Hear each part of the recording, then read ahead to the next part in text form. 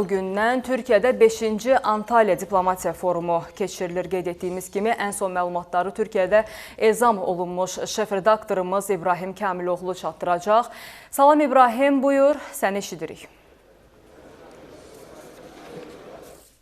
Salam Arzu, bəli, bugün səhər saatlarından Antalya Diplomatiya Forumu öz işinə başlayıb, panel müzakirələr gedir. Hazırda daha bir panel müzakirənin sonuna çatdıq. Bu, dəyişən dünyada regional sahibliyin rolu adında panel müzakirə idi ki, Azərbaycan Prezidentinin köməkçisi Hikmət Hacıyev də bu müzakirələrdə iştirak edirdi. Panel müzakirələrində Hikmət Hacıyev bildirdi ki, hər bir regional sahiblikdə ölkənin özünün üzərinə böyük rol düşür. Burada iqtisadi, siyasi inkişafdan söhbət gedir və inteqrasiya burada önəmlidir və Azərbaycan-Ermənistan münasibətlərinə toxunaraq bildirdi ki, burada regional sahibliyi Azərbaycan öz üzərinə götürdü, iqtisadiyyatını inkişaf elətdirdi və 30 il ərzində müxtəlif dövlətlərin, müxtəlif təşkilatların təklifləri var idi, layihələr var idi ki, bu münaqişənin həlli ilə bağlı, amma heç bir nəticəsi olmadı. Nəticədə Azərbaycan özü öz problemini həll elədi və bugün sabitlik var, suverenliyini, ölkənin ərazi bütövlüyünü təmin elədi və nəticədə də ötən il Vaşinqtonda keçirilən sammitdə Amerika Birləşmiş Ştatları prezidentinin iştirakı ilə Azərbaycan və Ermənistan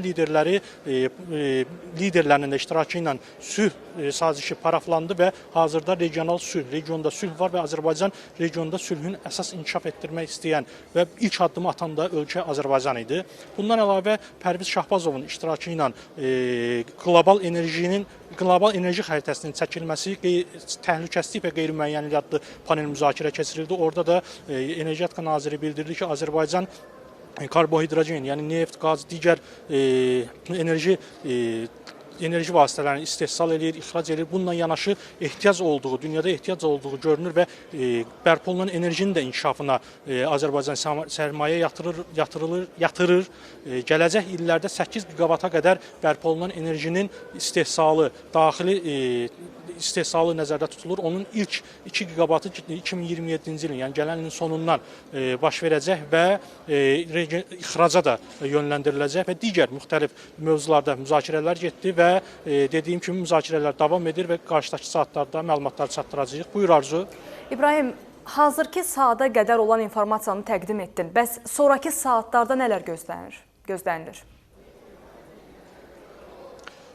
Bəli, qarşıdakı saatlarda, hətta sabah da müxtəlif müzakirələr olacaq, panel müzakirələri iqtisadi sahə ilə bağlı, siyasi sahədə, ekologiya ilə bağlı müzakirələr olacaq və yaxın saatlarda isə, bir neçə saat sonra isə Antalya Diplomatiya Forumunun, 5-ci Antalya Diplomatiya Forumunun açılış mərasimi olacaq və liderlərin iştirakı ilə açılış nəzərdə tutulur və təbii ki, Prezident İlham Əliyevin də burada iştirakı nəzərdə tutulur və yəni iştirak edəcək və dediyim kimi, sonraki saatlarda da, sabah da panel müzakirələr, müxtəlif bu çərçivədə tədbirlər keçiriləcək. Ümumilikdə isə 40-dan artıq panel müzakirə və tədbirlər nəzərdə tutulub.